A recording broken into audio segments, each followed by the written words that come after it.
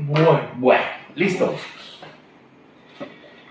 David Luna, gracias por aceptar esta invitación a Sin Filtro de Red Prensa. ¿Cómo está usted? Martín, muy emocionado, muy agradecido, feliz de estar en Barranquilla y feliz de estar en Sin Filtro con Red Prensa. La gente se pregunta, David Luna, el cachaco. Aquí en Barranquilla te conocemos como el cachaco. Y sin duda alguna te has convertido en una de las personas, de los actores, no políticos, sino actores sociales más queridos en Barranquilla y en el departamento del Atlántico.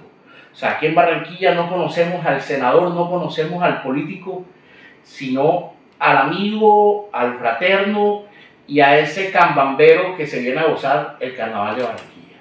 Así es, yo, sabes tú, me casé con Laura, una barranquillera de pura cepa, con una familia que adora esta ciudad y que goza la cultura de la misma.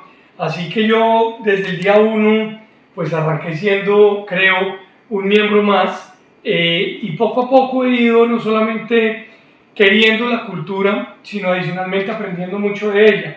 Entonces, hoy me aprecio mucho de poder decir que soy un cachaco, evidentemente con corazón barranquillero.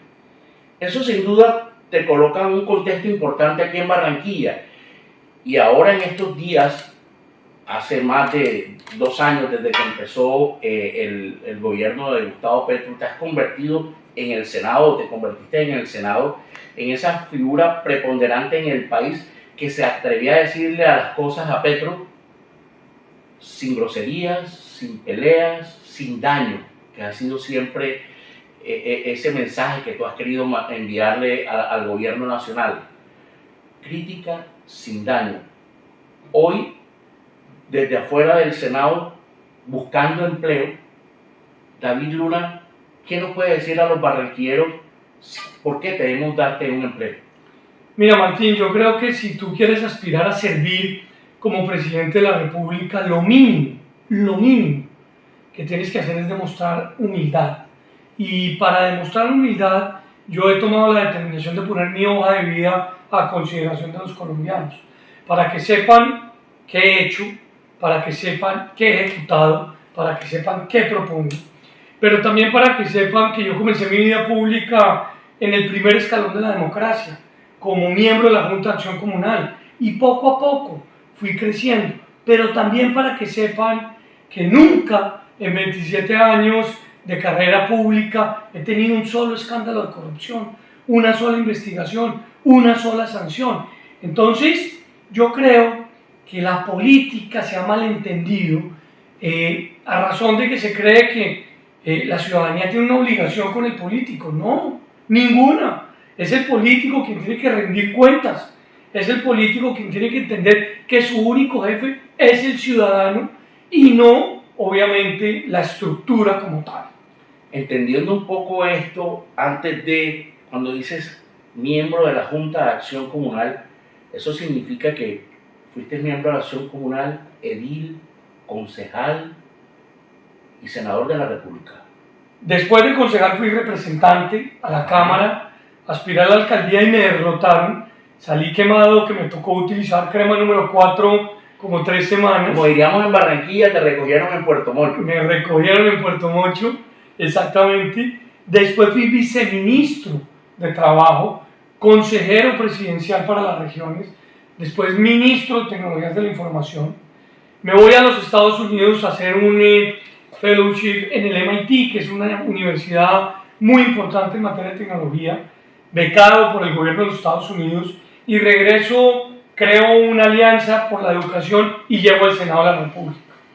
Entonces han sido 27 años de mis 50 dedicados sin un día de descanso al ejercicio de lo público.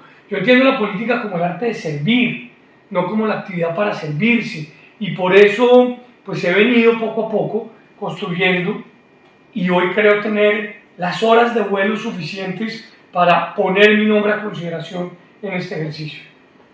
Cuando decidimos lanzarnos a la presidencia de la República, estábamos pensando en que desde el plano político y social, ¿en qué pensábamos en ese momento o en qué pensamos? ¿En recuperar una sociedad que se está perdiendo o en que un modelo más centrado llegue al poder? En primer lugar, pensamos en que no hay que renunciar a la pedagogía. Los colombianos podemos ser de todo menos brutos y es fundamental explicar las cosas porque solamente nos podemos comprometer con lo que somos capaces de cumplir. En segundo lugar, hay que entender que la política no es un teatro. Uno no toma las decisiones para las cámaras o para los likes, sino para el beneficio de la gente. En tercer lugar, es indispensable que comprendamos que para ser firmes no hay que ser violentos. Es fundamental cambiar la forma de liderar y de esa forma pues transmitir que en Colombia tú puedes asumir una posición sin gritar, sin insultar y lo más importante, puedes generar un consenso producto de un disenso. El país no está tolerando que la gente piense distinto. No solamente hay que permitirlo, sino hay que promoverlo. Y en ese sentido, en lo que estamos es tratando de sumar algo tan importante como cómo lograr construir consensos. Desde esa óptica de los consensos, si el día de mañana llegaran del pacto histórico o la derecha colombiana y te dijeran, sé mi vicepresidente, Gustavo Bolívar, o cualquiera de los actores de la derecha, llámese Mafe Cabal, llámese Miguel Uribe, llámese cualquiera de ellos, ¿verdad? ¿Qué haría David Luna? No, yo les agradezco profundamente, pero les digo, yo no pertenezco a los extremos. Yo vuelvo y te digo, no soy de las personas que tienen que gritar o insultar para que sea reconocida. Yo creo que este país necesita mesura, sensatez, sentido común. Y en ese sentido, pues yo seguramente participaré en una consulta popular para lograr que podamos entre muchos elegir un candidato sensato, pero con quienes piensan parecido a mí.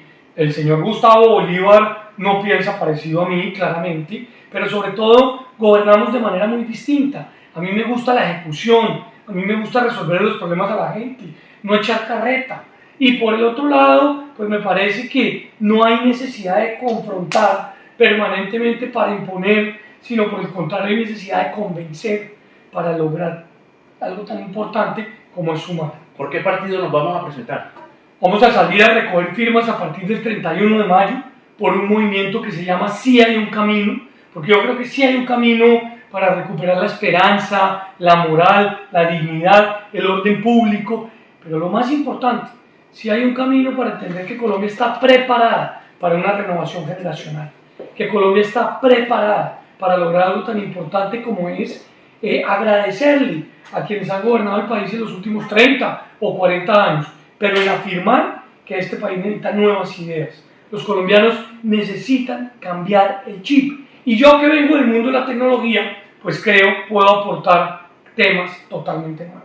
David Luna, aspirante a presidente de la República, aquí en Sin Filtro de Red Prensa. Gracias. Martín, muchas gracias, muy honrado de esta invitación, feliz de estar con Red Prensa, feliz de estar en Sin Filtros y felicitarte por este periodismo que haces con tanto vigor y sobre todo con tanta independencia.